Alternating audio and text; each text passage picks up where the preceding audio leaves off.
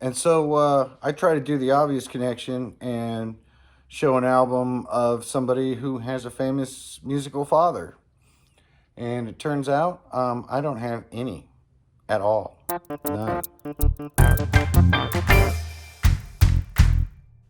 Hey, welcome to Thursday Collection Connection, where we're playing that game. It's just an excuse to talk about records.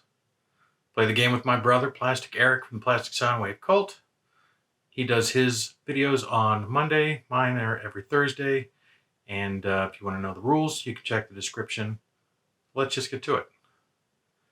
In Eric's last video, he showed Dunbarrow, which was described as a Nordic proto doom band. Um, it begs the question, listening to it, do I even know what metal is? Because it didn't strike me as very metal at all. Very clean tone. Um, the singing was in a range that I could sing if I knew the words. I guess I think of either an operatic Bruce Dickinson type or someone that sounds like a puppy, chewing on a sock going, and this was neither of those things. It's actually very clean, very spacious arrangements. And other than perhaps I didn't do a deep dive on the lyrics, but perhaps they were fairly doom and gloom themselves. I did catch several references to death and dying and such. But yeah, beyond that, it was oddly listenable. Uh, Struck me, it's definitely rock music, but I don't know that I would phrase it as any kind of metal music at all. It's very garagey to me. Not very elaborate, very simple arrangements, very spacious arrangements. It wasn't what I expected at all. But to find a connection to that was not the easiest thing in the world, on paper anyway. Connecting to a Norwegian proto doom metal band.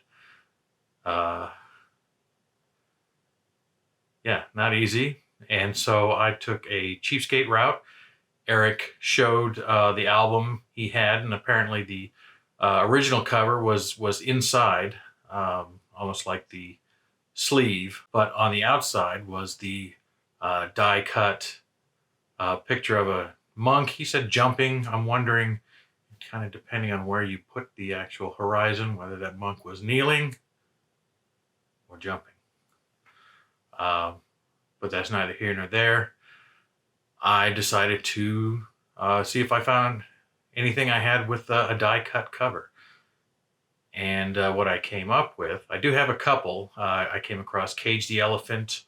I have a Cage the Elephant album that has it's up here somewhere, a die cut cover. But I had one specific in mind, and it took me forever to think of what it was. And what it was is an IRS sampler CD called These People Are Nuts.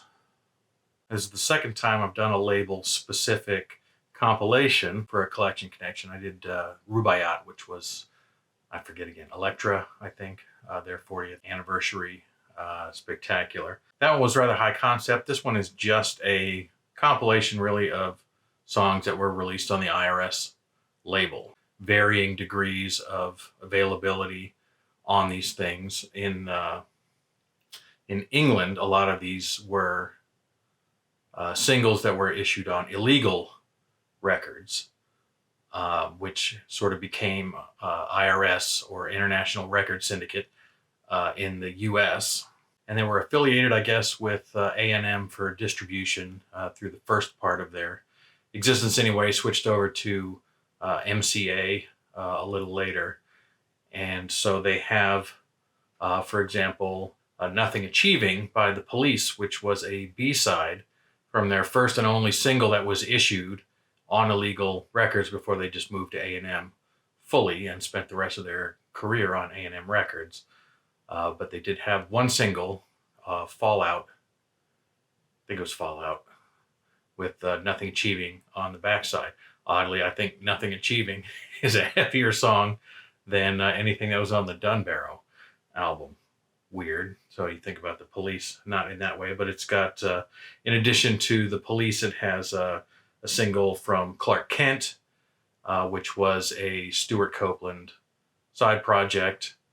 Stuart Copeland being the drummer of the Police, and none of this is too surprising that Illegal Records was actually created to issue that first Police single, and IRS Records was founded by Miles Copeland, who is the big brother of Stuart Copeland.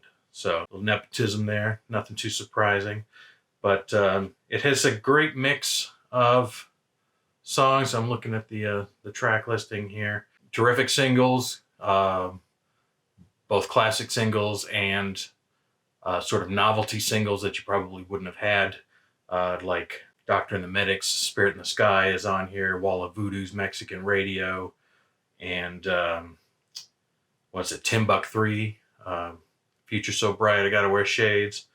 But it also has some great classic singles like the Go-Go's We Got the Beat.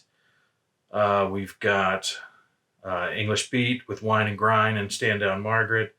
We've got some Cramps, Goo Goo Muck, and Buzzcocks, good grief, Ever Fallen in Love. And then it also has some super terrible songs that were like bad novelty songs, like Wasmo Nariz, Checking Out the Checkout Girl, an absolutely atrocious cover of Madonna's Like a Virgin by Lords of the New Church. Oh, and I did my connection. I forgot to prove my connection last week, but you'll see. See? There we go. There's the die cut. Weirdly though, when you flip this over, most of it is the same. It's just kind of a couple of the textures that can be made different going in there. But we got our little cutouts. So that was the connection, the die cut cover.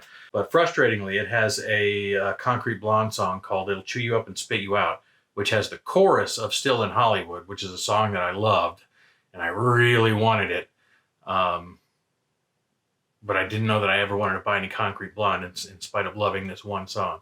I did eventually get their singles collection to get it, but it's Still in Hollywood without being Still in Hollywood.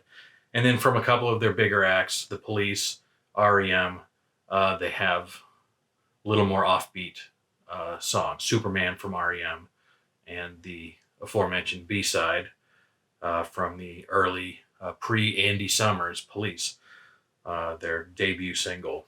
IRS, certainly a quirky label, kind of iconic in the 80s especially. And Eric may or may not have had this. I feel like this would my acquisition of this was not the first of my being aware of it. I feel that's true, but I'm not positive. I don't remember for sure. But I did notice that, at least as far as I could tell, there was never a vinyl issue of this compilation. It initially came out on cassette, and then a couple of years later, they put it out on CD, maybe around 1990, 1991. I'm sure it'll be in the information when I actually put the video together. So this may be an easy one to connect to. This may be a toughie. I'm not sure. But I went for the IRS label compilation. These People Are Nuts. And I will throw that over to Eric, who will have a chance to listen to it if it's available to even listen to. I don't know. On any services, old compilation like this. But if not, you know half the songs anyway. And yeah, you can look for his response on Monday. And that's it. That's all I got. Thanks for watching. Bye-bye.